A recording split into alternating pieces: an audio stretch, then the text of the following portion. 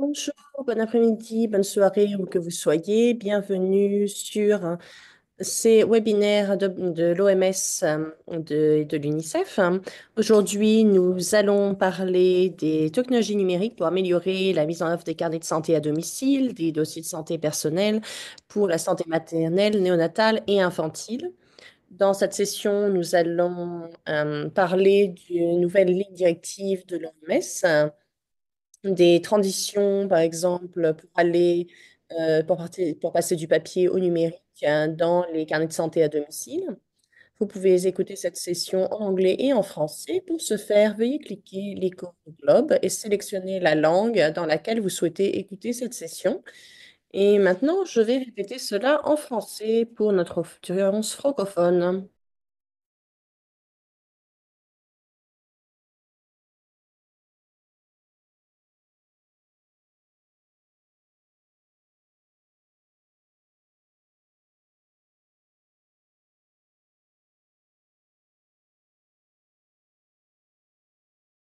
Nous serions ravis de savoir qui est avec nous aujourd'hui. Alors, vous pouvez vous présenter dans le chat, nous dire d'où vous venez. Laissez-moi regarder si le chat est activé. Oui, c'est activé. Donc, n'hésitez pas à vous présenter dans le chat. Si vous avez des problèmes techniques, que vous n'entendez rien, vous pouvez le dire également dans le chat. Je ferai de mon mieux pour vous aider. Si vous avez des questions pendant la présentation, utilisez la boîte de questions et réponses de préférence. C'est également en bas de votre fenêtre Zoom. Vous pouvez poser vos questions à n'importe quel moment pendant la présentation et nos présentateurs y répondront à l'écrit, pas certaines de ces questions quand ils le peuvent. Et également, il y aura des questions qui seront sélectionnées pour y répondre à la fin, après la présentation, pendant la session de questions-réponses. Enfin, cette session est enregistrée et nous partagerons avec vous, probablement en fin de semaine ou la semaine prochaine, le lien vers l'enregistrement. Si vous êtes inscrit et que nous avons votre adresse email. Je vais maintenant donner la parole à Annie.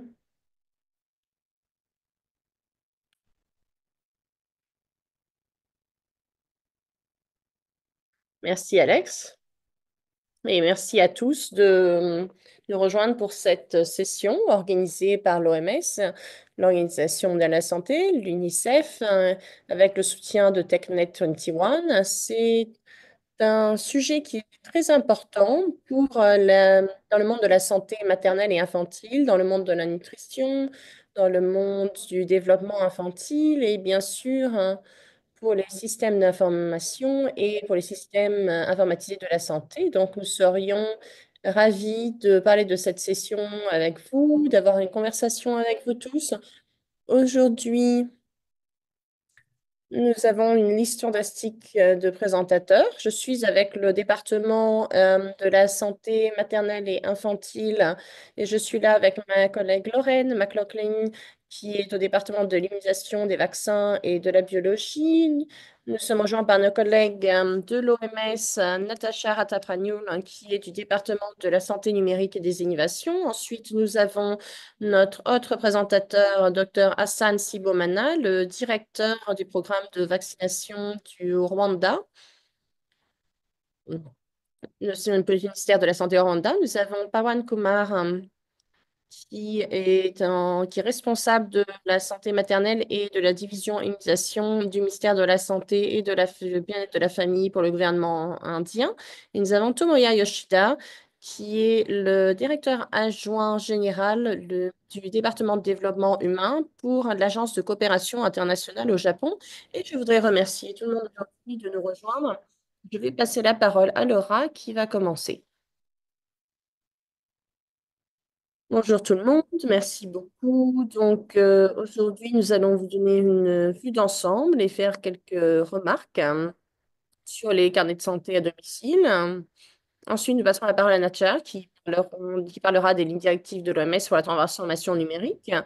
Ensuite, Dr Hassan Sibomana nous présentera l'expérience du Rwanda et de Dr Pawad nous parlera de l'expérience en Inde. Enfin, nous aurons notre collègue Tomoya qui va faire une présentation sur le travail qu'ils sont en train de faire pour numériser les carnets de santé maternelle et infantile. Diapositive suivante, s'il vous plaît. Donc, je voudrais juste donner une petite vue d'ensemble d'abord hein, sur les carnets de santé à domicile. Parce que le thème peut être familier pour certaines personnes, mais pas pour tout le monde. Nous savons que donc c'est un carnet de santé qui est essentiel pour la santé infantile, qui est utilisé pour enregistrer les développements, le statut de développement de la santé, les vaccins, d'autres notes des travailleurs de la santé. C'est un individu qui le conserve ou la personne qui prend soin d'eux. Nous savons qu'il y a différents types de cartes de santé à domicile. Ça peut être sous la forme de notes prénaissance, sur des carnets de vaccins ou ça peut être un mix tout simplement sur la santé de l'enfant. Et sur le site de TechNet 21, il y a toute une historique des différents types de carnets de santé à domicile. On essaye de savoir un petit peu quels différents types de carnets de santé les pays ont. Donc, c'est quelque chose que vous pouvez regarder si vous êtes intéressé. À l'OMS, diapositive suivante, s'il vous plaît. En 2018, les lignes directives ont été publiées sur la santé maternelle et infantile. C'est disponible sur le site internet de l'OMS et grâce à ces directives, des recommandations ont été définies. Les premières recommandations, c'était que ce carnet de santé doive compléter les carnets qui sont gardés dans les établissements de santé et c'est recommandé pour améliorer les comportements et également l'implication des hommes dans le foyer. Et également la deuxième recommandation, c'est que c'est très efficace pour savoir le type, quel type de format est le plus efficace. Donc, nous avons toujours des choses à apprendre sur ce domaine et alors que nous avançons, nous allons voir un petit peu les domaines qui peuvent être améliorés. Diapositive suivante. Donc, quand on parle des carnets de santé à domicile qui sont papier, euh, il y a des problèmes qui peuvent empêcher la mise en œuvre justement de ce genre de carnet. Souvent, il y a des ruptures de stock, par exemple, ou ce sont des carnets qui ne sont pas très bien conçus, qui peuvent être se détériorer avec le temps. Souvent, on voit également que les travailleurs de la santé n'inscrivent pas forcément ce qu'il faut dans les carnets de santé et qu'il y a une mauvaise rétention également. Donc, il peut y avoir une inégalité où certains travailleurs de la santé attendent des paiements pour un nouveau carnet de santé, ou parfois on peut voir que les parents oublient d'emmener les carnets de santé dans les établissements de santé ou les perdent et ne reçoivent pas de service. Donc, sur la diapositive suivante, nous pouvons voir ce sont une forme combinée que l'UNICEF et l'OMS font sur l'immunisation et nous incluons des indicateurs qui sont liés au carnet de santé et donc nous suivons le nombre de pays qui rapportent des ruptures.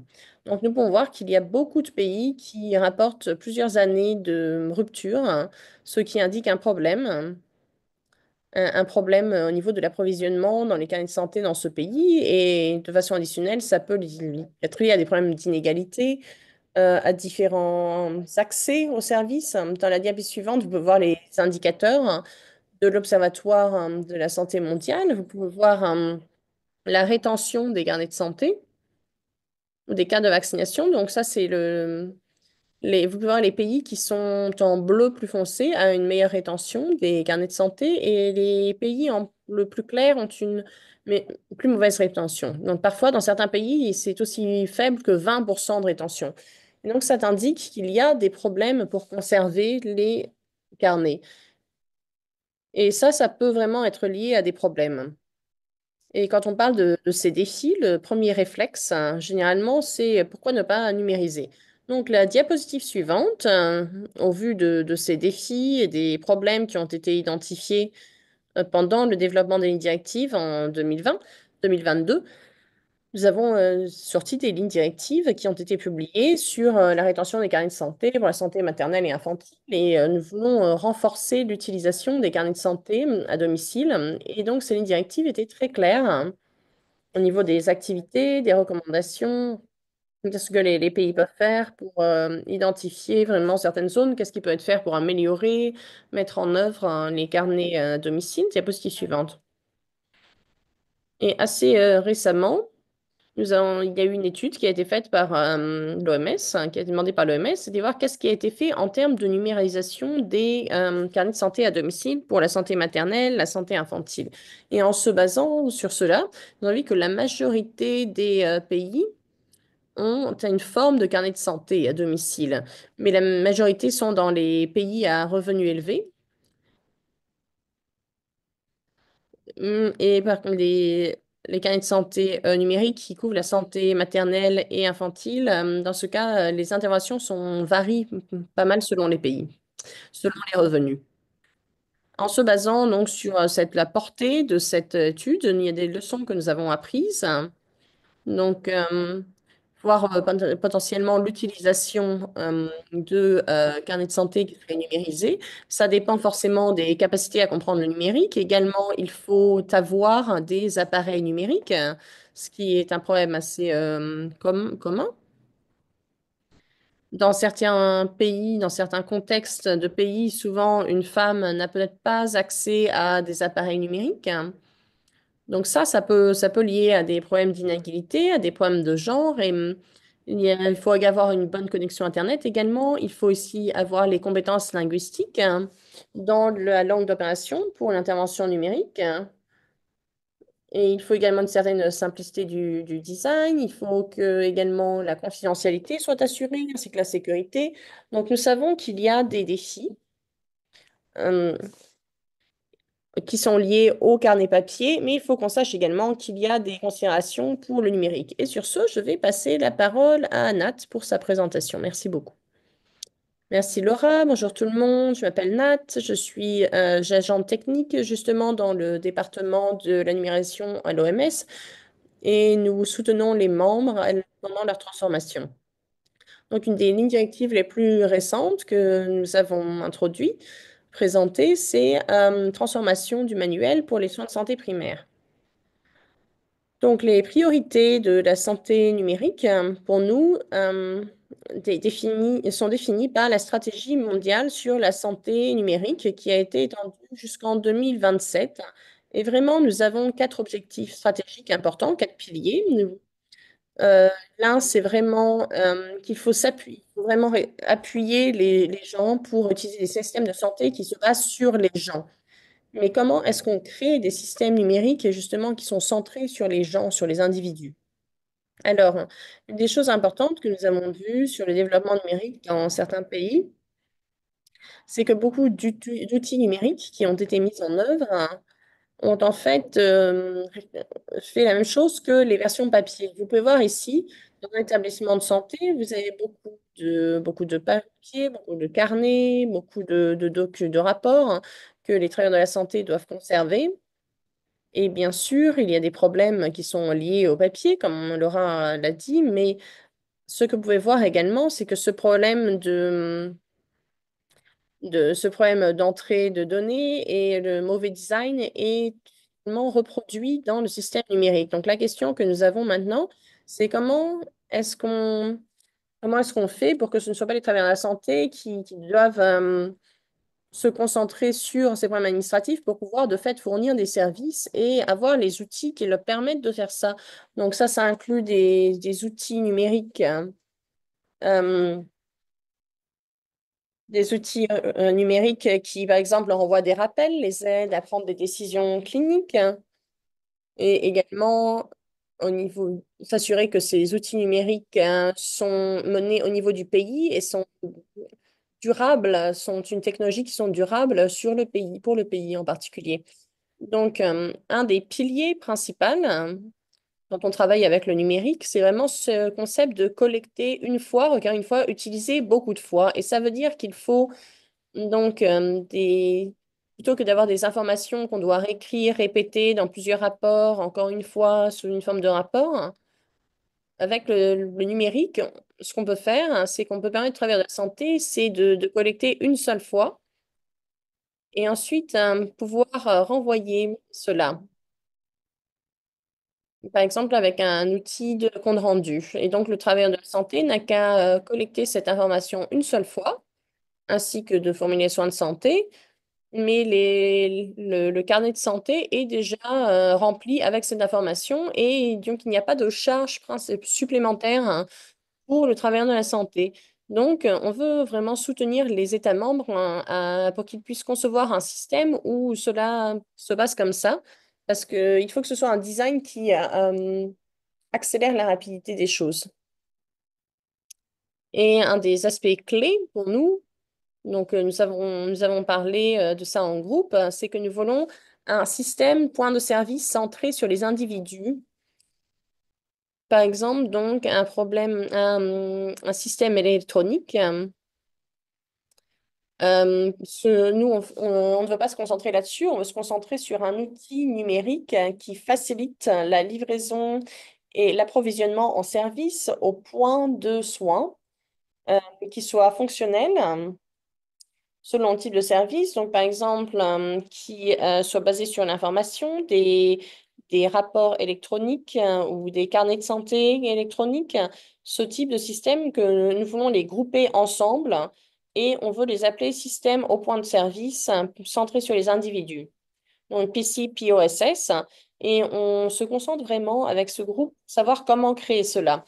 Et le manuel de transformation numérique pour les soins de santé primaires, nous voulons vraiment justement nous centrer sur les individus. Vous pouvez voir un diagramme ici à droite. Donc, par exemple, voir ce que sont les exigences des utilisateurs, concevoir des outils, les mettre à l'échelle et continuer à les améliorer. Et ça, c'est étape par étape pour essayer de comprendre comment une analyse fonctionne, utilisant le concept du design centré sur les individus. Donc, il faut comprendre comment les flux de travail sont rationalisés et savoir comment les mettre finalement dans un... Comment est-ce qu'on fait pour... on doit surtout s'assurer qu'ils ne reproduisent pas les problèmes du papier. C'est pour les personnes qui sont intéressées à développer vraiment un outil, ils veulent un outil qui soit basé sur la santé. Les sections importantes de ce manuel de transformation numérique, c'est par exemple comprendre les exigences de l'utilisateur. Donc, pourquoi certains systèmes ne sont pas bien conçus? C'est parce que souvent, on passe cette étape. On ne comprend pas vraiment ce que le travailleur de la santé veut, ce que l'individu veut, au sein du système qu'ils utilisent, au sein des outils qu'ils utilisent. Alors, nous avons donc un manuel clair avec des étapes hein, où on apprend comment est-ce qu'on apprend à connaître les utilisateurs, comment est-ce qu'on sait les flux de travail qu'ils utilisent, ce dont ils ont besoin. Et donc, on peut utiliser ça pour articuler un petit peu les besoins aux personnes qui produisent des logiciels, ou ça peut être utilisé pour après un appel à l'action. Et certains pays utilisent cela exactement euh, pour évaluer les systèmes qui existent déjà dans leur pays. Donc, par exemple, pour un responsable de programme de santé qui ne s'y connaît pas forcément trop en numérique, ce manuel est probablement écrit pour vous en utilisant des principes, je dirais, avec lesquels vous serez déjà à l'aise. Le concept d'analyse, par exemple, d'affaires, de rassembler des évidences, tout développement également au niveau de la finance, de l'agriculture, tout ce qui est numérique. On peut mettre dans le contexte pour qu'un responsable de programme, par exemple, puisse comprendre comment ces outils sont développés, comment on peut les gérer de façon appropriée, ce dont le programme a besoin. Donc, il peut y avoir une négociation, conversation avec l'équipe numérique et également prévoir les coûts liés au système parce qu'on sait tous que les technologies numériques sont chères. Donc, on veut pouvoir s'assurer que les investissements qui sont faits sont efficaces et vont mener à quelque chose d'utilisable et également réduire les coûts. Par exemple, pour un praticien de santé qui utilise du numérique, hein, c'est rafraîchissement des meilleures pratiques, hein, comprendre également les méthodologies, il y a une ligne directive que nous appelons une directive SMART. Je ne vais pas entrer dans les détails ici, mais les lignes directives SMART, c'est une autre ressource que nous avons, que nous donnons aux États membres pour les aider à développer des outils numériques qui sont plus efficaces, mieux conçus, et également aider les efforts de renforcement des capacités. Et donc, je voulais juste un petit peu mettre l'emphase sur le fait que le manuel n'est qu'une pièce du puzzle pour comprendre comment concevoir les applications. Donc, par exemple, cette application spécifiquement, c'est juste une pièce de comment on peut, une pièce du puzzle de comment on peut faire du numérique. C'est pour créer un carnet de santé numérique. C'est une application qui doit être utilisée dans le contexte des différents outils numériques qui sont nécessaires pour appuyer un système de santé en général. Diapositive suivante. Et donc, nous avons beaucoup d'autres documents, beaucoup de manuels pour aider les États membres dans ce processus. Même tout ce manualaire de comment faire, tout est là dans le manuel de mise en œuvre. Et, euh, et le manuel pourra aider de façon plus appropriée. Nous avons également un kit d'adaptation au numérique. Donc, si ça vous intéresse, si vous voulez un petit peu en savoir plus sur les exigences en matière de données ou ce qui ressort du manuel, vous pouvez voir à quoi ça ressemble dans notre kit d'adaptation numérique pour les illuminations. Et donc, dans un cadre plus large, c'est comment nous pensons à la transformation numérique, la méthodologie, comment concevoir ces systèmes. Et ça fonctionne également avec les lignes directives SMART. Et si vous avez déjà ces standards, ces outils de standards qui sont utilisés par les travailleurs de la santé, ainsi que des outils qui sont utilisés par des individus, vous avez déjà un écosystème utilisé peut-être par les travailleurs de la santé. Au niveau du standard, ça peut être automatiquement, ça peut être transféré à un carnet de santé numérique que les individus ont avec eux. Donc sur ce, vous avez tous les liens. Je serai ravie de répondre à des questions. Et en attendant, je vais passer la parole au présentateur suivant, Hassan, pour sa présentation. Bonjour Nat. Donc, je m'appelle Hassan Sibomana. Je suis le responsable du programme d'immunisation élargie au Rwanda.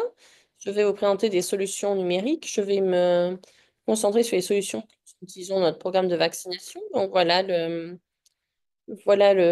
ma présentation. Je vais passer du contexte, des technologies clés en immunisation, ce que nous attendons, ce que nous avons eu comme résultat et la fonctionnalité tracker. Donc pour le contexte, les programmes de vaccination avant s'appuyaient très fortement sur les outils papier. En général, ce que nous utilisions pour recueillir des données, c'était une méthode traditionnelle et papier qui est très coûteuse et très compliquée à conserver. Et c'est très compliqué également de recueillir des données parce que les données étaient collectées, recueillies avec du papier. Hum. Et également, les rapports étaient également en papier, donc c'était vraiment très, très compliqué d'avoir des données précises. Et donc, nous avons cherché des solutions pour résoudre ces problèmes. Diapositive suivante. Donc, comme je le disais, donc, les systèmes basés sur le papier sont très chers. Nous avons fait une analyse des coûts et nous avons vu qu'on utilisait plus de 300 millions de francs du Rwanda pour imprimer. Donc, avec une numérisation, nous avons pu économiser ce montant. Donc, en fait, ce n'est pas seulement que nous avons des meilleures données, des données plus précises, plus fiables, mais c'est également que nous avons pu économiser de l'argent. Et nous n'avons plus de problème maintenant avec les comptes rendus qui sont en retard, ni avec le risque de perte de données, ce qui était un problème. Donc actuellement, nous avons des données qui sont faites sur une base quotidienne. et il y a moins de risques de fragmentation de données sur les pays. Donc ça, c'est vraiment très important.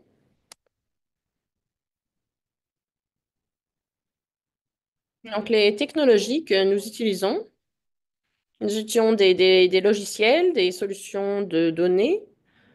Donc il y en a plusieurs, hein. Nous utilisons des HIS2 pour pour les comptes rendus et l'analyse, mais nous utilisons également un tracker électronique et nous utilisons également un système informatique de gestion des vaccins. Et donc, c'est quelque chose de nouveau que nous avons commencé à utiliser dans notre système en 2012. Mais par contre, le tracker a seulement commencé en 2020. Et c'est le même système que nous avons utilisé pendant la Covid. Et après la Covid, nous avons réalisé que c'était un très bon système. Donc, nous avons décidé de commencer à utiliser le même système pour tous les vaccins. Et actuellement, nous n'utilisons plus du tout de papier, plus du tout de méthode papier pour la collecte de données dans notre programme de vaccination. Et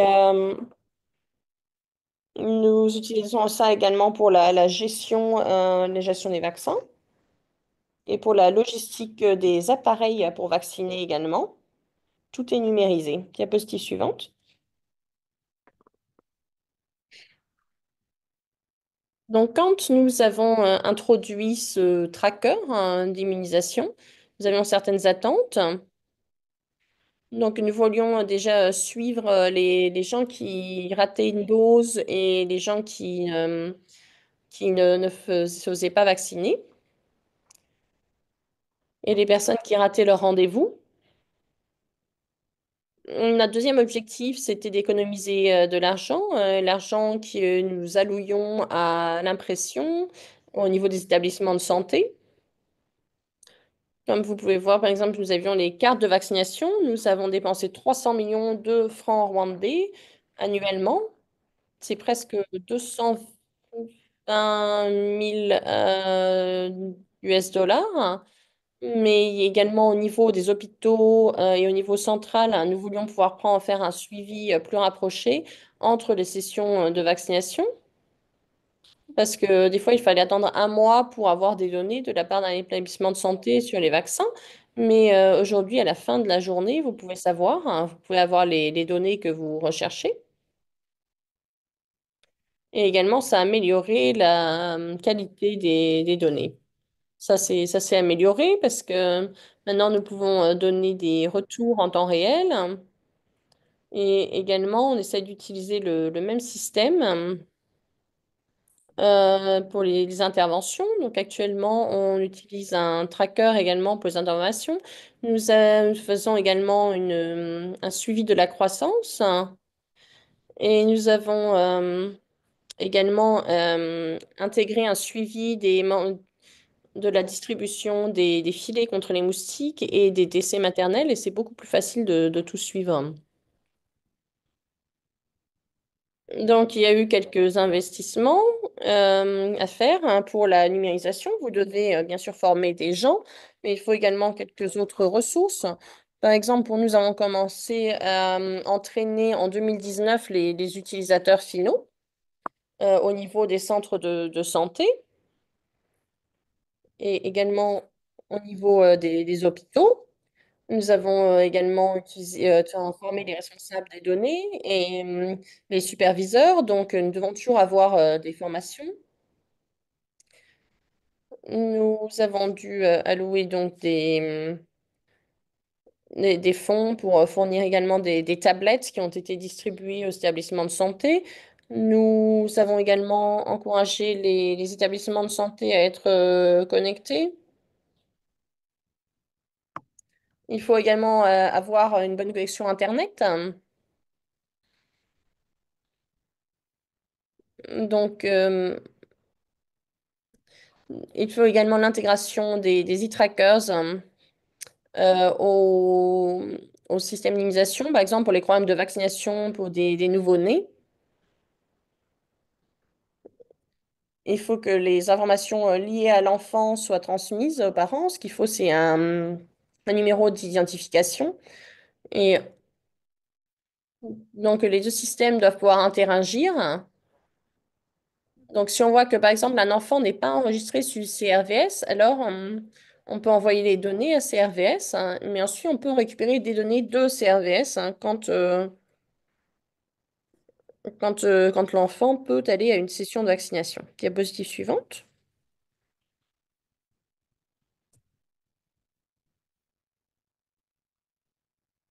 Donc, également, nous avons eu des résultats grâce à cette fonctionnalité de e-tracker hein, au niveau des établissements de santé après qu'il ait été mis en place hein, en 2022. Donc, notre ministère de la Santé a dit justement que nous commencions à sortir du système public et que nous pouvions effectuer un suivi au niveau des établissements de santé. Maintenant, ce n'est plus accepté d'utiliser des méthodes papier pour recueillir des données, ni pour recueillir des données vaccinales. Et grâce au soutien que nous avons eu donc, au ministère de la Santé, tous les établissements de santé aujourd'hui utilisent ce système de e-tracker. Donc maintenant, ce qu'on fait aujourd'hui, c'est qu'on s'assure de renforcer et de s'assurer que la qualité des données est approuvée. Et plus nous voulons également atteindre 100% des établissements de santé. Mais il y a également une façon d'améliorer le système, donc que ce sera plus facile pour les utilisateurs d'utiliser le système. Et faut les former sur l'utilisation du système. Diapositive suivante. C'est vraiment très important pour nous également de mettre en valeur les responsabilités de tout le personnel formé. Donc, par exemple, il y a un infirmier qui vaccine, hein, euh, qui inscrit tous les enfants vaccinés dans le système. Il y a aussi le rôle du responsable des données qui aide à l'assistance technique, à l'aide à l'utilisation du système et fait des analyses de données régulières parce que finalement, ce dont on a besoin pour s'assurer que les données sont collectées, on doit s'assurer également qu'elles sont utilisées, analysées pour pouvoir prendre des décisions qui sont basées sur des preuves. Hein. Et ensuite, au niveau du centre de santé, c'est important que le responsable du centre de santé fasse preuve de leadership et qui le donne qui le donne les ressources nécessaires hein, pour une bonne utilisation du système. Ça, c'est comment la façon dont le système fonctionne. Donc,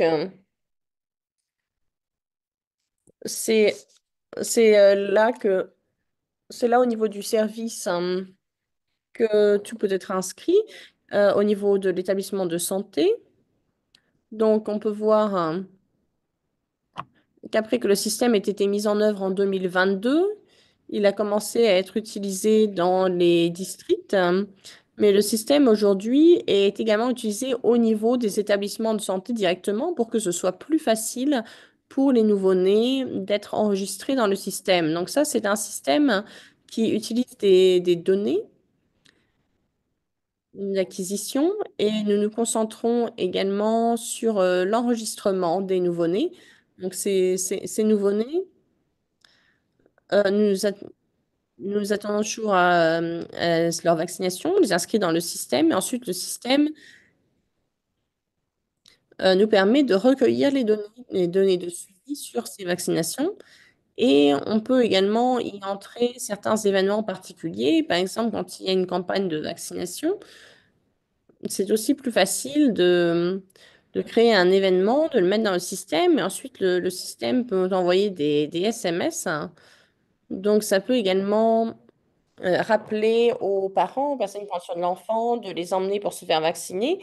Et ce système euh, aide beaucoup parce qu'avec ce système, nous n'avons plus besoin de demander aux parents d'apporter le carnet.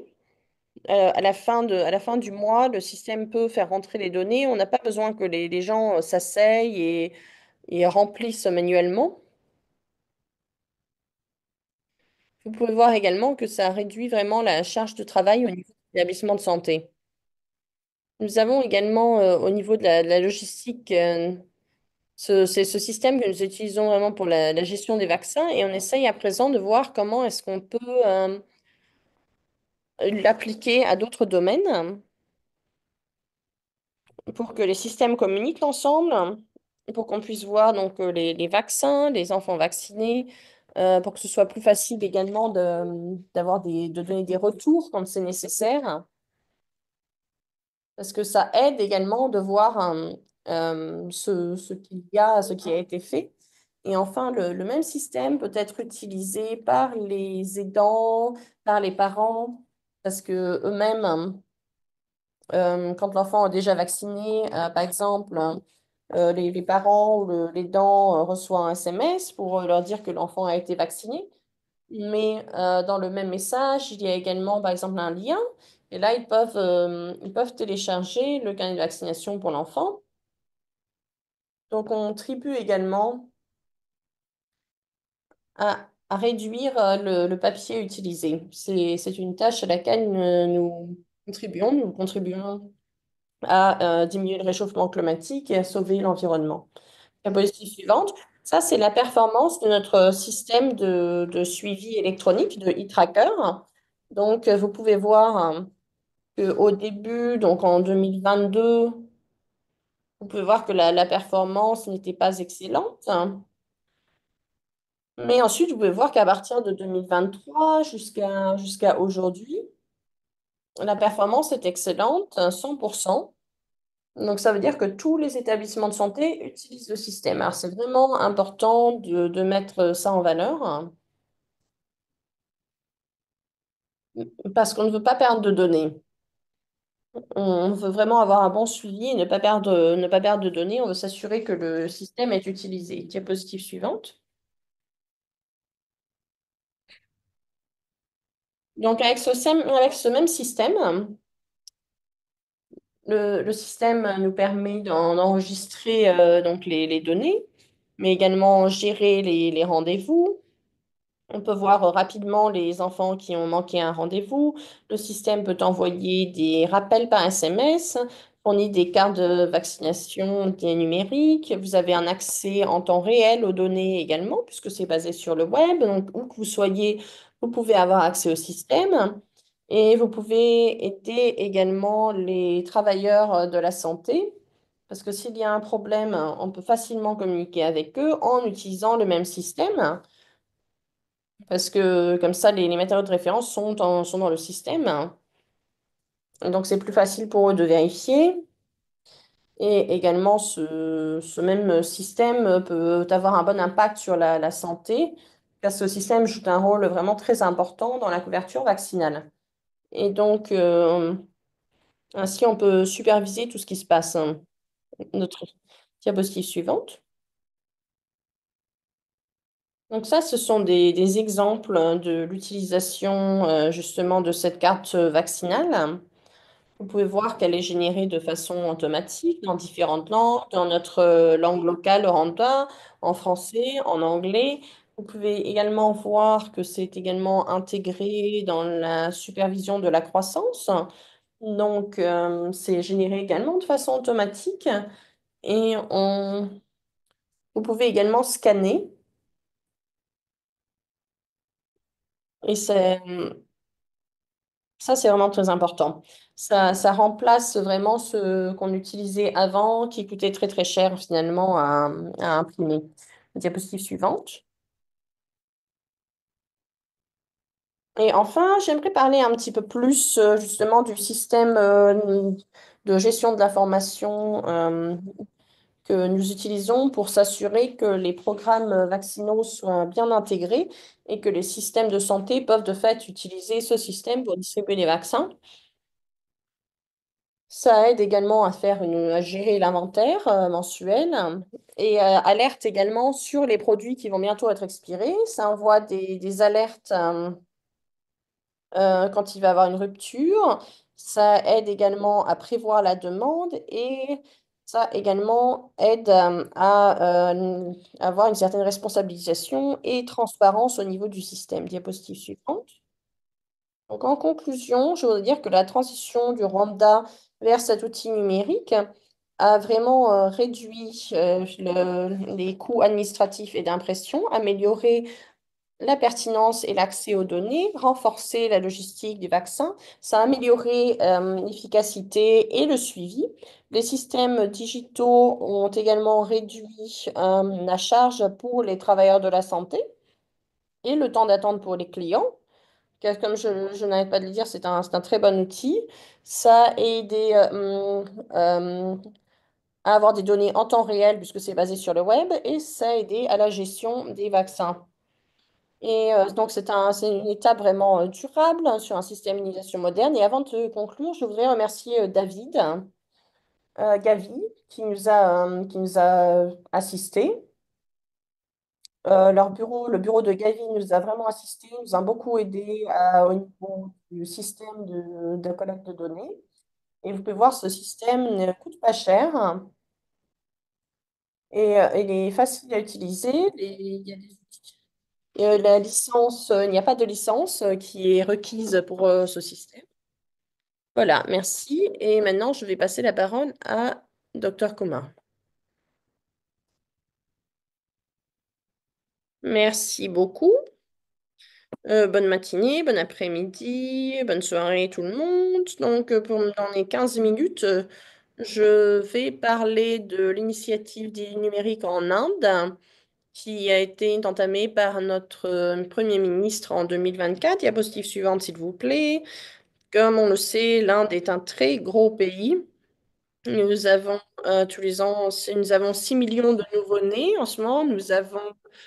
Euh, nous avons 29 millions de femmes enceintes. Nous avons plus, plus de 30 000 points de chaîne du froid avec administration de doses de vaccins. Euh, pour gérer des données aussi larges, c'est une tâche très compliquée. Alors, le pays a décidé de numériser tous ces processus, un système informatique que nous avons appelé YouWin. Donc, dans notre pays, pour l'immunisation, nous avons trois piliers, vraiment, trois piliers pour ce système électronique. Donc, le, nous mettons tous les vaccins dans le système, l'équipement de chaîne du froid, euh, les températures de stockage pour le vaccin. Nous numérisons les stocks et la température de stockage sur plus de 30 000 points de chaîne du froid dans le pays. Ça, c'était le pilier numéro un avec lequel nous avons commencé en 2015. Et avec l'apprentissage que nous avons acquis grâce à ça pendant la COVID, avec les leçons que nous avons apprises, avec l'immunisation contre la COVID, nous avons créé une plateforme, la plateforme Cowin, avec laquelle tout était cartographié sur la plateforme, tout était cartographié à partir de 2021.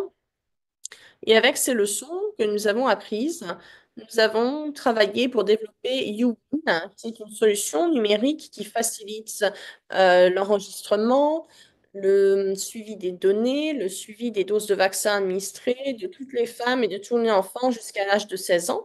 Ça aide à planifier des sessions de vaccination, à mettre à jour les statuts vaccinaux de façon numérique sur une base en temps réel. Nous avons commencé ce pilier 3 en 2023, mais ça a été lancé officiellement l'année dernière. Diapositive suivante. Donc, quels sont les défis que nous avions avant notre plateforme? Nous avions des problèmes pour superviser. Comment est-ce qu'on fait pour superviser les données de 6 millions de nouveau-nés et de 29 millions de femmes enceintes pour les vaccins? Au niveau privé, il n'y avait pas d'enregistrement qui était fait. La mobilité des bénéficiaires, par exemple, les femmes enceintes ne restent pas forcément au même endroit.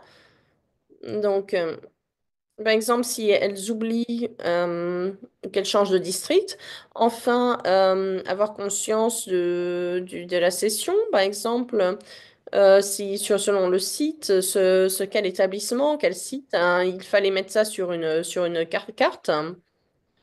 Inégalité dans la couverture, l'immunisation selon les États, les districts, et pas de mécanisme de suivi individuel. Ce sont des défis que nous avions en Inde au niveau national. Nous avons commencé, par exemple, avec des comptes rendus en direct au niveau national jusqu'au site de session pour les responsables. Là, nous avons inclus le secteur privé pour nous permettre de collecter des données partout où il y a des vaccins qui sont effectués. Les services peuvent être partout. Nous avons pu cartographier cela sur la plateforme, savoir dans quel état, n'importe où, vous pouvez voir là où vous pouvez faire vacciner. Par exemple, pour un domaine, pour un endroit en particulier, pour une location en particulier, où que vous soyez, vous pouvez demander. Les, les individus, les communautés, tout le monde peut voir là où il y a une session de vaccination qui est menée. Les bénéficiaires peuvent voir jusqu'au dernier mile. Donc, ça veut dire partout, on peut les toucher, on peut les atteindre avec un numéro de téléphone simplement en temps réel, un suivi en temps réel. Diapositive suivante. Donc, ça, c'était notre carnet de santé traditionnel que nous avions depuis 1985. Et maintenant, c'est le Ewing que nous avons depuis 2023. Maintenant, tous les détails sont dans le code QR que vous pouvez voir. Tous les détails d'un individu en particulier, d'une femme ou d'un enfant sont dans ce code QR. Diapositive suivante. La structure de Ewing est basée sur la démographie. Dans notre pays, nous, dans les villages, partout au niveau des districts, des sous-districts. Nous avons des établissements de santé, nous avons des chaînes du froid et tout est cartographié de façon standard par notre plateforme, sur notre plateforme Newin au niveau national. Tout est sur notre site. Et s'il y a une activité, par exemple, si toutes les activités d'immunisation, toutes les activités pour atteindre des personnes souhaitant de vacciner dans les villages, n'importe où, sont enregistrées. Donc, les modules YouWin, nous avons 5 modules basiques. Le premier, c'est celui au niveau de l'administration pour les responsables programmes qui doivent gérer et planifier les sessions. Donc, c'est le module administrateur. Ce sont, euh, ce sont les personnes qui gèrent ce module. Ensuite, nous avons notre module qui est utilisé au niveau des hôpitaux pour les femmes enceintes qui vont avoir un enfant, qui collecte les données de l'enfant nouveau-né à l'hôpital quand il y a un accouchement. Donc, ce sont des données par nom ou par numéro, par nom du père. Toutes les données sont collectées à chaque fois qu'un enfant est né. Par le personnel.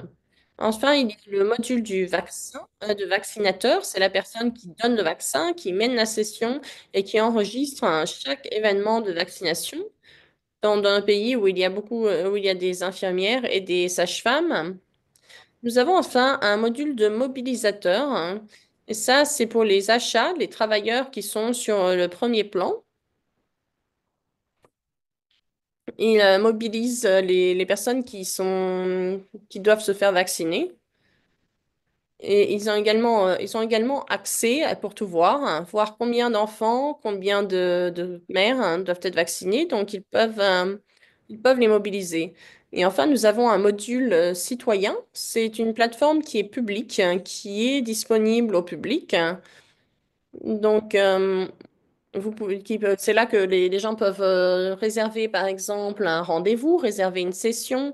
C'est un module citoyen, donc pour les bénéficiaires, hein.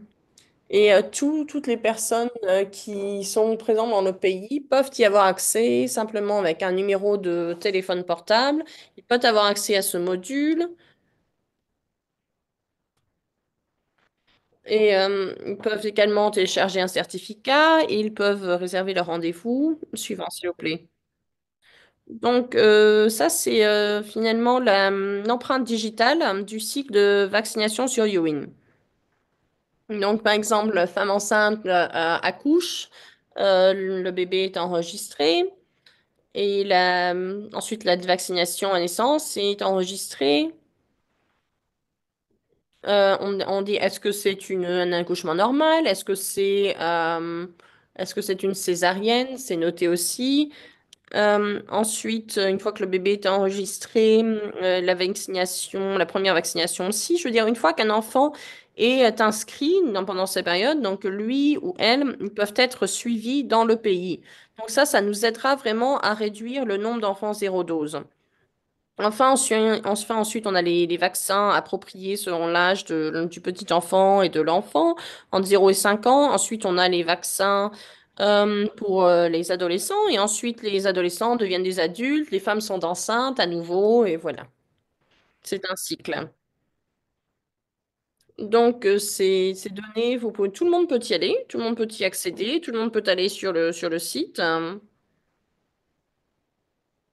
C'est dans toutes les langues locales également. Nous avons toutes les langues. Indienne. C'est un portail multilingue dans notre pays, ce qui est très important. Et toutes les informations sur YouWin sont incluses. Tout est sur la page d'accueil. Nous avons également les questions qui sont posées fréquemment par les vaccinateurs hein, et par les citoyens. Donc, vous pouvez télécharger cette application également. Nous avons également une ligne d'assistance pour vous aider. Vous pouvez vous inscrire, vous pouvez changer de location. Cette ligne d'assistance est disponible 16 heures par jour. Diapositive suivante, s'il vous plaît. Et ça, c'est un résumé un petit peu pour vous montrer une capture d'écran de l'application. C'est disponible sur iOS hein, et sur tout le système. Vous pouvez inscrire, vous êtes la mère, le père, la date de naissance, le nom complet. C'est comme ça que l'enregistrement est fait dans l'application citoyenne. Quand on pouvait également postuler pour être sur l'application en tant que vaccinateur. Vous vous enregistrez pour devenir un vaccinateur sur l'application. Donc, c'est une application vraiment très facile. Tout le monde peut y avoir accès, tout le monde peut l'ouvrir du moment que vous avez un téléphone portable. Et enfin, les caractéristiques de YouWin. Donc, maintenant, vous avez tous les détails exacts. L'enregistrement est fait par nom.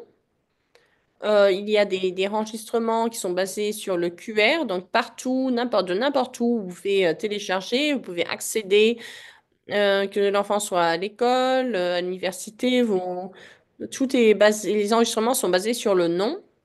Identification des enfants zéro dose, ça c'est le plus important pour nous, les enfants qui ont manqué des doses, qui n'ont pas été vaccinés.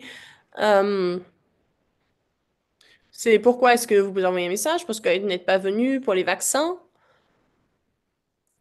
Avec cette application et ils peuvent savoir quand il y a des vaccins qui vont être disponibles. Si vous êtes dans une autre ville également. Euh, ensuite, ces informations peuvent être également collectées dans YouWin.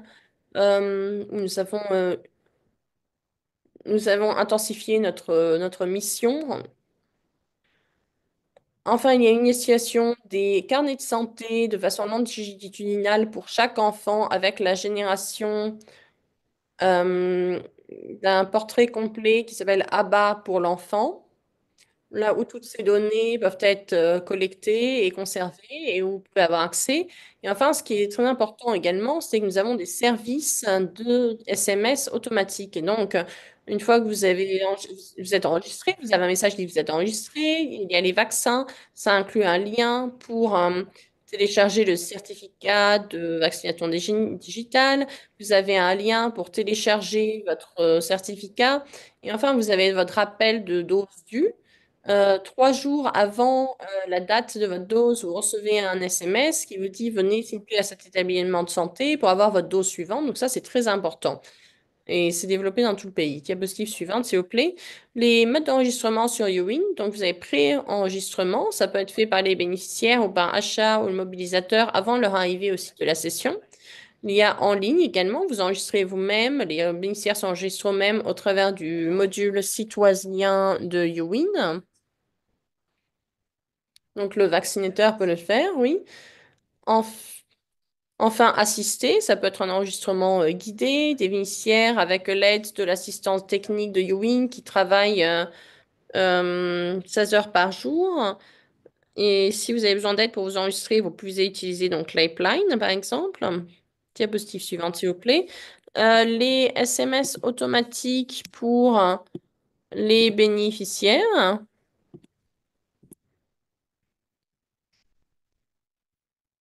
Donc, c'est également vos références, par exemple, vos identifiants pour vos identifiants pour télécharger votre certificat vaccinal. Euh, c'est comme ça, c'est à ça que ressemble, par exemple, le SMS. Votre enfant doit être vacciné, va être vacciné ou a été vacciné avec succès à telle date. Et vous avez ensuite un code QR, rappel de dose due 3 jours avant la date de vaccination due. Donc, par exemple, votre enfant, son vaccin est dû le 23 avril 2024, hein. Donc, c'est vraiment des informations en temps réel. Diapositive suivante, s'il vous plaît. Donc, ça, c'est le module de vaccin pour le vaccinateur qui est hors ligne, parce que nous avons des endroits qui sont difficiles à atteindre. Donc, nous avons ce module qui est hors ligne s'il n'y a pas de connexion Internet. Donc, tous les détails hein, sont disponibles dans le module hors ligne. Diapositive suivante, s'il vous plaît. Donc, il y a ce module de confiance dans le vaccin sur Youin. C'est pour les personnes qui sont résistants ou les domaines, les zones qui sont difficiles à atteindre. On peut les cartographier sur un GPS, identifier ces personnes, ces communautés où il y a une résistance, où on peut atteindre les gens qui travaillent pour la communauté. On peut travailler les responsables des hôpitaux, par exemple. Et on peut essayer de les aider à comprendre leur existence et de les atteindre. Valider les événements de vaccination et s'assurer des données correctes. Donc, nous devons nous assurer de la sécurité des données. Ça, nous sommes très, très sérieux à ce sujet. En particulier donc, pour les femmes enceintes, les nouveau-nés. Donc, nous avons ce système OTP où nous avons aussi un système de validation avec un PIN code de 4 chiffres. Nous avons une identification un multifacteur, un mot de passe multifacteur, nous avons la naissance. Nous utilisons tous ces systèmes quand l'enfant vient se faire vacciner. Ça veut dire que nous devons être sûrs que l'enfant qui vient se faire vacciner est exactement le même enfant qui était dans notre système. Donc, le mécanisme également de plainte, si quelqu'un a une plainte pour le système, par exemple, le nom n'est pas correct ou la date de naissance n'est pas correcte, d'autres détails ne le sont pas, nous avons un centre d'appel. Donc, vous avez une page d'accueil, vous pouvez vous inscrire avec votre nom. Il y a un centre d'aide et vous pouvez déposer votre plainte. Ça peut passer également au niveau plus élevé. C'est comme ça que les plaintes se font. Si par exemple quelqu'un n'arrive pas à s'inscrire ou s'il y a un problème, il y a un système de ticket avec par SMS et ça dit ensuite si le problème a été résolu. Diapositive suivante. Donc voici, ça c'est notre réussite pour le moment. Donc dans le système, nous avons eu 89% des sessions de vaccination qui ont été enregistrées. Les 89% donc des enfants, presque 90% finalement des sessions qui ont été menées selon la planification. Donc, ça veut dire que le programme va vraiment dans la bonne direction. Diapositive suivante. Quels sont les résultats? Les résultats? C'est d'améliorer l'accès partout, n'importe où, au service de vaccin, faciliter l'utilisation, inclure le secteur privé, donner un meilleur accès aux données. Tout ça également, nous avons maintenant un rapport de vaccin qui est sans papier. Et donc, nous pouvons avoir des données qui sont en temps réel. Nous pouvons trianguler les données également, la couverture des données. Donc, nous pouvons faire des comptes rendus en temps réel.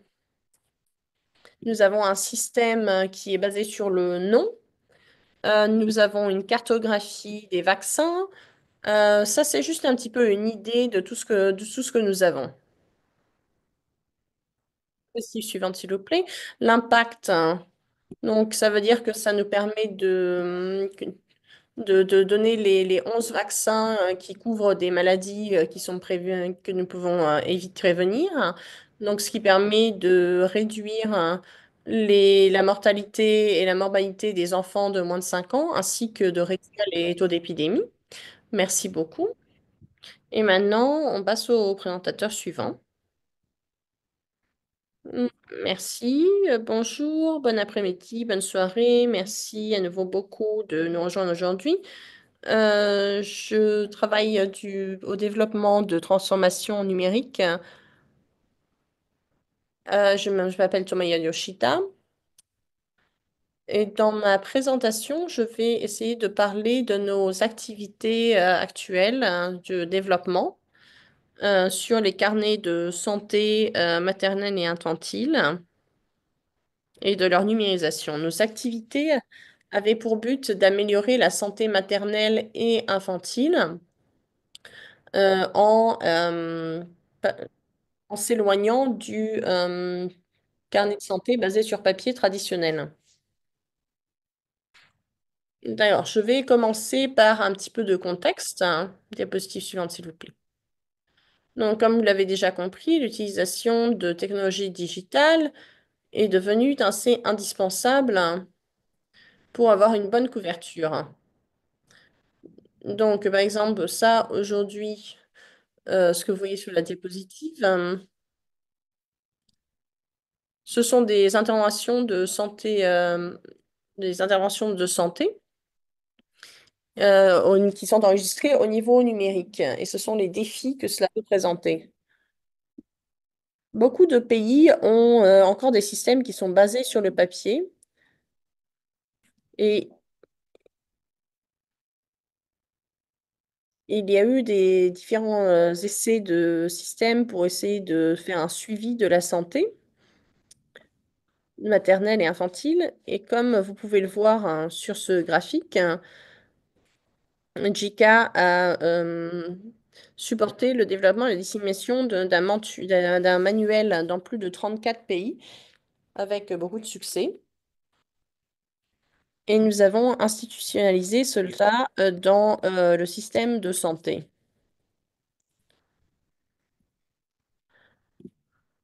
Nous avons donc voulu numériser ce système de carnet de santé avec JICA. Aff- Vous pouvez le voir, au départ, nous avons commencé à très petite échelle. Oui, diapositive suivante, s'il vous plaît. La digitalisation, la numérisation, ce n'est pas seulement de transformer un outil papier en outil numérique, c'est créer quelque chose de nouveau. Et donc, ce manuel, pour cela, est très important. Sur cette diapositive, je voudrais partager ce que nous avons fait. Vous pouvez voir que ce manuel a contribué à divers domaines, comme par exemple l'éducation, la communication et également les comptes rendus.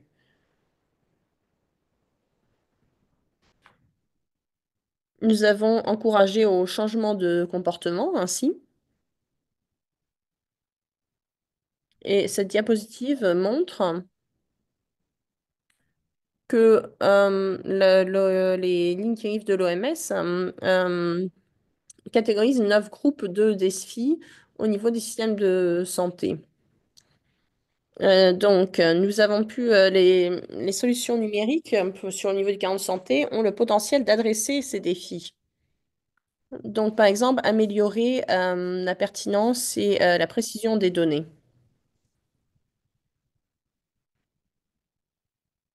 Donc, ces solutions de carnet de santé numérique, plutôt que de juste convertir les carnets de santé papier en numérique, ça nous permet ça nous permet de transformer le système de santé en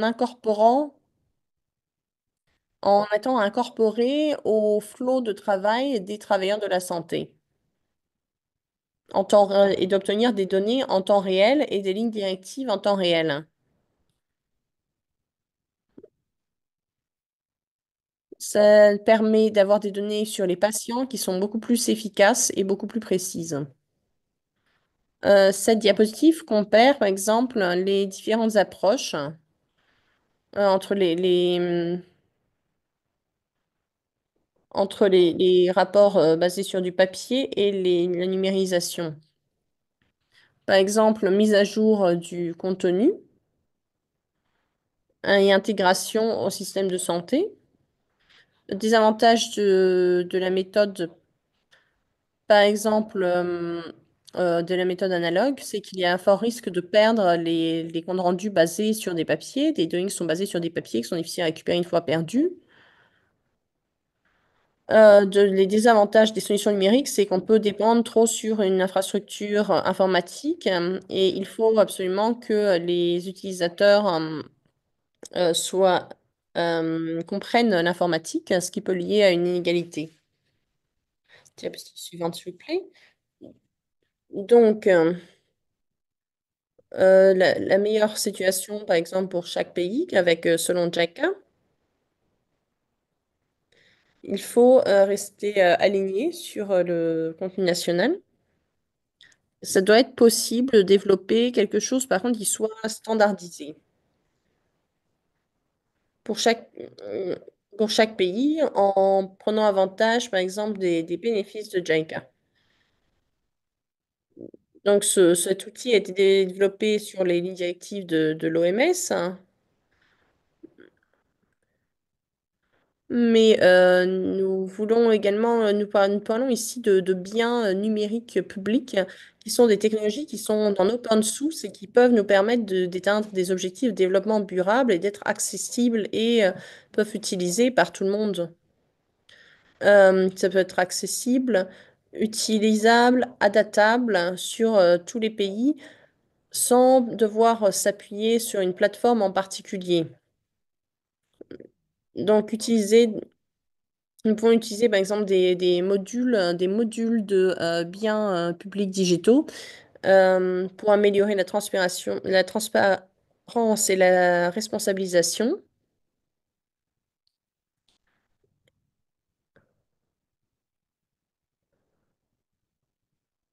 Diapositive suivante, s'il vous plaît.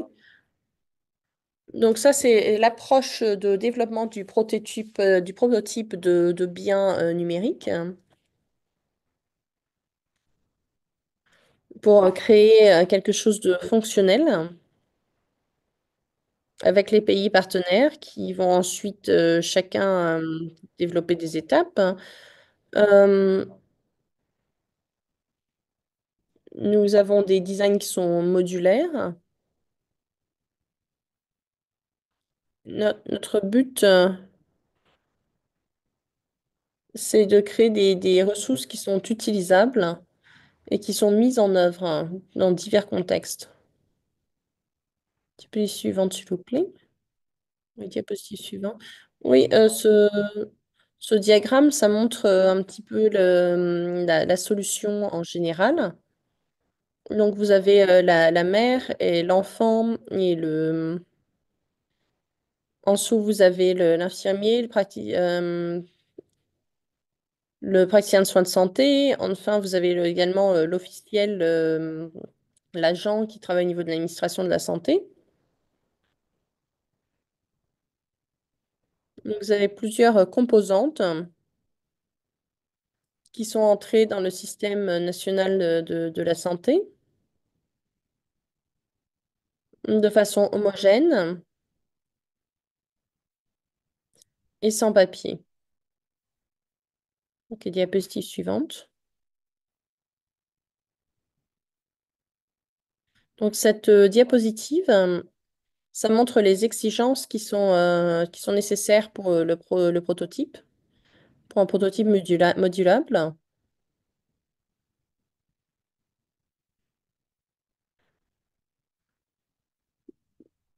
Donc, par exemple, vous pouvez importer des données de façon manuelle.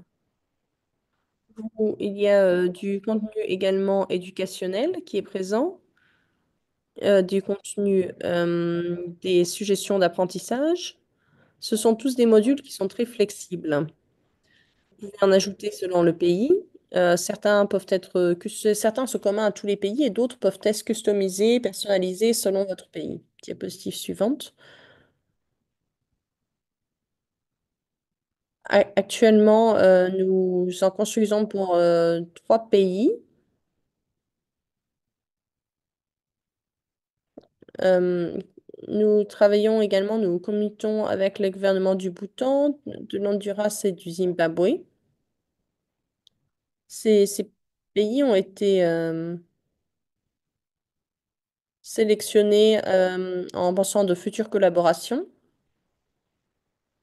euh, et avec la future utilisation du manuel pour les carnets de santé du Japon, dont nous avons considéré pour chaque pays l'impact sur la santé et réfléchi également à comment ce système pourrait être mis à l'échelle pour chaque pays.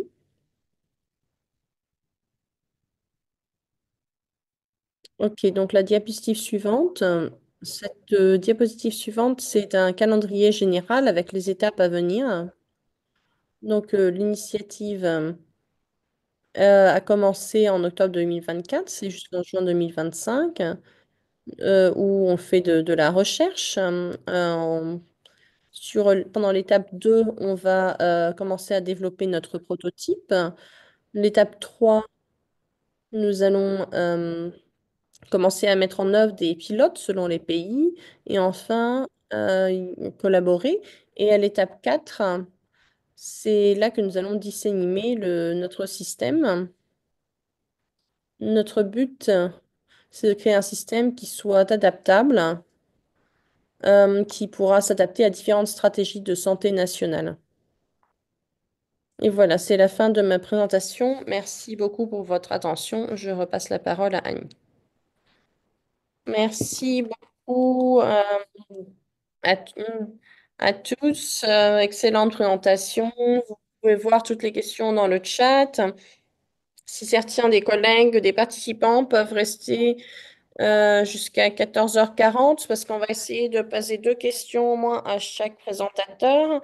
Je sais qu'ils ont essayé de répondre, mais essayez de répondre de façon concise parce que je pense que ça va nous donner un petit peu une idée des inquiétudes. Donc, Nat, je vais commencer avec vous. Euh, il y avait eu une question, je crois que quelqu'un a posé la question sur le secteur privé et comment est-ce que le manuel, les systèmes numériques, comment est-ce qu'ils peuvent inclure, atteindre le secteur privé? Donc, Nat, c'est une question pour vous. Et la question suivante, c'était est-ce que le manuel donne un petit peu une idée des meilleures pratiques sur un programme de transition? Oui, définitivement, définitivement oui pour la deuxième question. Oui, le manuel euh, aide vraiment à passer du papier au numérique. En termes d'impliquer le secteur privé, je pense que ce que nous avons vu le plus souvent, c'est que les personnes au gouvernement, pas seulement le ministère de la Santé, mais le gouvernement en général, ne sont peut-être pas toujours à jour sur ce que le secteur privé fait, en particulier au niveau des technologies numériques. Donc, ce manuel est également là pour combler ce fossé et vraiment comprendre ce que le secteur privé fait dans cet espace. Comme ça, c'est plus simple. Mais évidemment, ce manuel, c'est juste une pièce du puzzle, c'est de comprendre s'ils peuvent partager ce qu'ils font. On peut également fournir des intrants, des aspects de gouvernance, d'élaboration de politique. Donc, je veux bien en discuter de ça plus en profondeur plus tard, mais vraiment, il faut rappeler que l'aspect de gouvernance, savoir comment établir des partenariats privés, c'est très important et très critique. Merci, merci Nat. Hassan, vous avez généré beaucoup de questions avec votre présentation. Une de ces questions, je vais juste poser parce que je connais pas, ce que je comprends pas le mot. Ça veut dire qu'on est une audience numérique, hein, pas seulement un public qui parle du système santé. C'était, est-ce que le VLSM mis en œuvre en DHIS2? Et la raison pour laquelle je pose cette question, c'est que je crois que les gens essaient de parler d'intégration et de la capacité à des systèmes d'être interopérables. Il y a une question qui est venue, et je sais que c'est d'intérêt pour tous, du fait de notre public MCH. Est-ce que l'intégration entre l'immunisation et d'autres programmes est faisable? Hassan, est-ce que vous avez trouvé ça facile? Est-ce que c'est facile à faire? Vous avez dit c'est facile d'ajouter des vaccins, mais comment est-ce qu'il fonctionne avec le programme ENCH?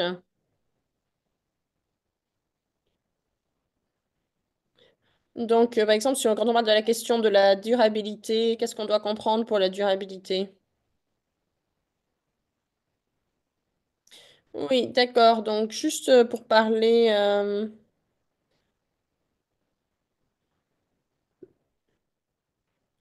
du système, c'est un système, nous travaillons sur une plateforme gratuite. Vous pouvez utiliser cette plateforme qui dépend de l'université d'Oslo. Ils ont différents bureaux. Par exemple, ici en Afrique, ils ont 6 bureaux. Ils ont un programme de système de l'information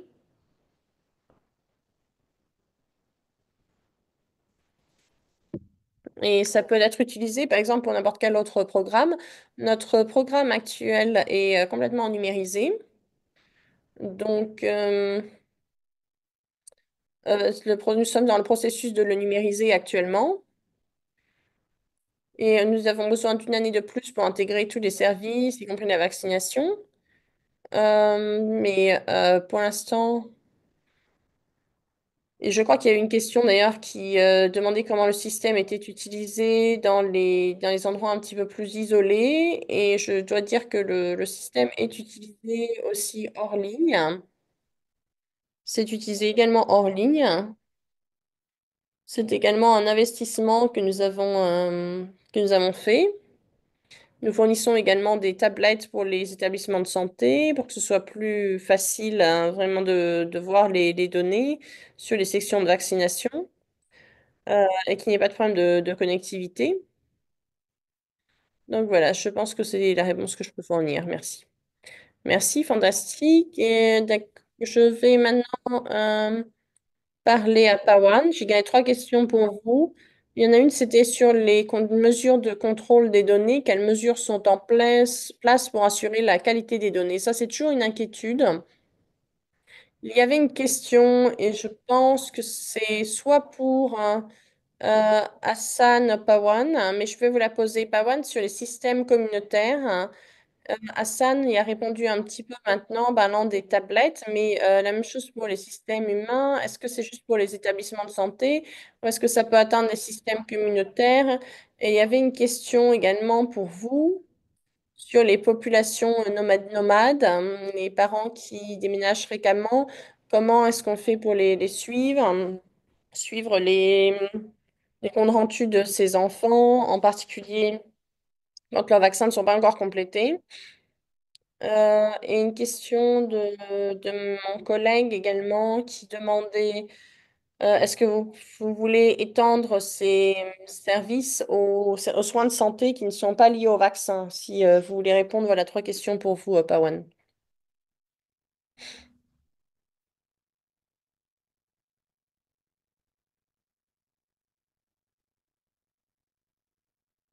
Peut-être que Dr Pawan est parti. Je crois que c'était une journée un peu occupée pour lui aujourd'hui. Donc, en tant que Dr Pawan revienne vers nous, revenir à Hassan, Nat, à vous trois.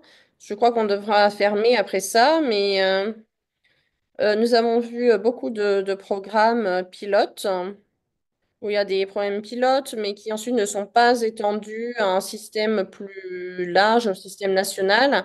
Comment est-ce qu'un pays sait comment embarquer dans la numérisation? Comment est-ce qu'on peut commencer à numériser les carnets de santé en ligne? Est-ce que vous pouvez dire quelques mots, faire moi sur cette question? Je vais commencer avec vous, Tomoya. Qu'est-ce que vous pouvez donner comme recommandation aux pays, par exemple, comment numériser? Oui, merci beaucoup. Excellente question. Parce qu'on se concentre sur les carnets de santé à domicile, mais le système d'information n'est pas seulement pour les utilisateurs, mais aussi pour le système de santé. Donc, je ne suis pas sûre quelle partie doit être en priorité, quelle partie doit être la priorité à numériser. Je pense que beaucoup de pays veulent numériser. Ça peut être une étape pour commencer. Et ensuite, ils peuvent avoir un prototype, par exemple, pour connecter leurs différents systèmes, pour partager les données. Donc, on peut graduellement étendre nos outils aux utilisateurs ou aux maires. Donc, ça peut être un premier point.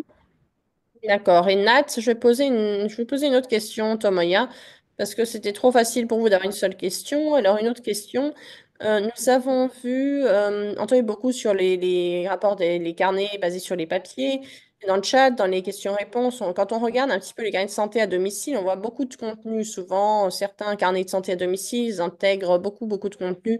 Donc, si on va passer à numérisation, qu'est-ce que vous avez à dire? Est-ce que vous pensez qu'on suppose juste parce que c'est numérisé, on peut inclure tout le contenu? Ou est-ce que vous pensez quand on parle des processus, est-ce que vous pensez que c'est nécessaire de prioriser certaines informations pour les données ou comme c'est électronique, est-ce qu'on peut tout mettre? Qu'est-ce que vous pensez? Oui, ben, une bonne chose avec les outils numériques, c'est que ça peut être personnalisé par les gens. Donc, ça peut contenir beaucoup d'informations, mais les informations qui sont nécessaires. Donc ça peut être important, ça, au niveau de la numérisation. Merci Tomaya. Nat, à vous sur cette question sur quand est-ce qu'un système ou un pays est prêt pour embarquer dans les systèmes digitaux numériques. Oui, c'est une bonne question. Il n'y a pas de réponse facile. Ça dépend vraiment du pays, ça dépend vraiment du contexte. Je pense que ce sur quoi on doit se concentrer en matière de l'approche, c'est qu'on pense souvent, par exemple, OK, on a un problème, on va trouver un outil pour réparer ce problème. Il y a des problèmes multiples qui peuvent être adressés par différents systèmes. Quand on parle des systèmes basés dans la maison, il y a des exigences qui sont prérequises pour ces systèmes qui sont en place.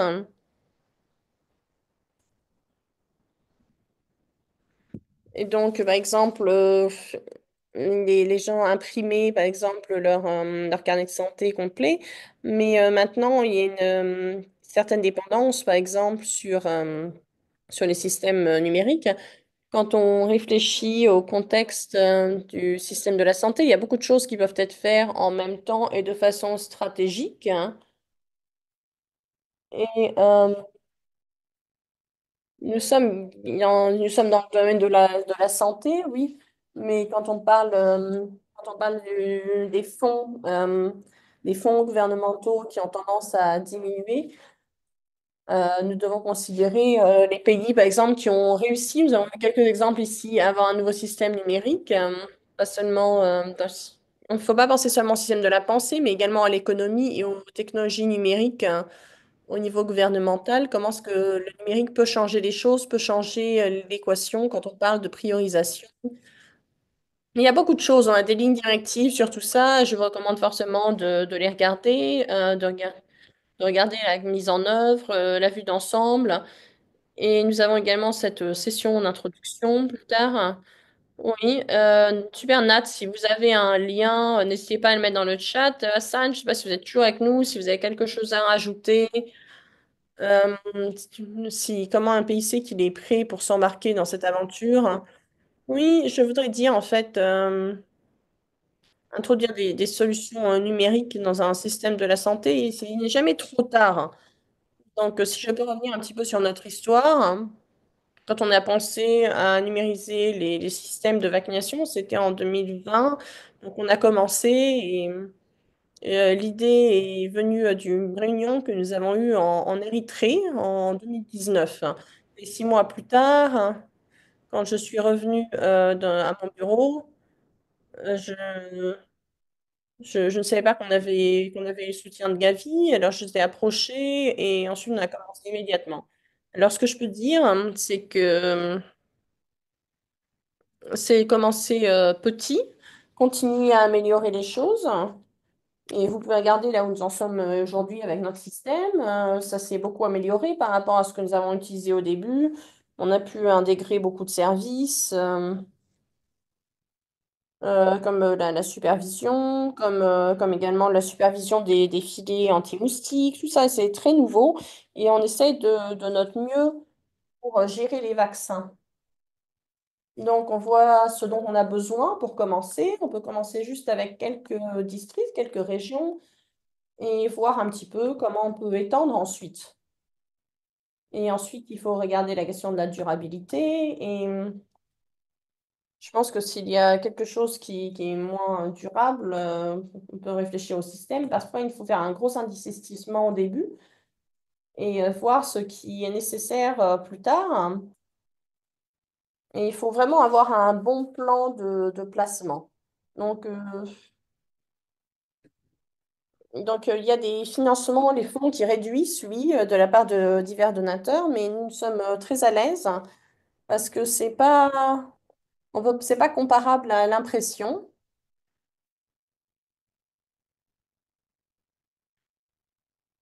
Euh, donc, actuellement, on- les dépenses, on n'a pas, on peut faire ces dépenses sans avoir besoin de financement additionnel. Parce que nous avons, par exemple, des personnes qui gèrent l'informatique dans tous les hôpitaux, qui s'occupent de la maintenance et sur site également. Nous avons vu que nous bénéficions de beaucoup parce que nous avons pu réduire les coûts que nous utilisions avant pour l'impression. Merci. Merci, ça nous a beaucoup aidé. Antoine, je ne sais pas si vous êtes toujours là, vous voulez ajouter quelques mots. Sinon, je voudrais juste dire merci à vous quatre. Merci à Laura, excellente présentation. Merci beaucoup à Alex Pascotto de TechNet 21, Nicolas d'être consultante au WHO, l'Université d'Oxford qui nous a aidés à tout organiser. Et bien sûr, merci également à Emily et à Octopus Translation pour l'interprétation. Nous vous apprécions tous. Merci beaucoup. Merci à tous d'avoir assisté à notre réunion. Et vous saurez des nouvelles de nous chez TechNet, si j'ai des présentations. Nous avons hâte d'en savoir plus sur d'autres exemples pays. Bon après-midi et bonne matinée, bonne soirée. Merci. Au revoir.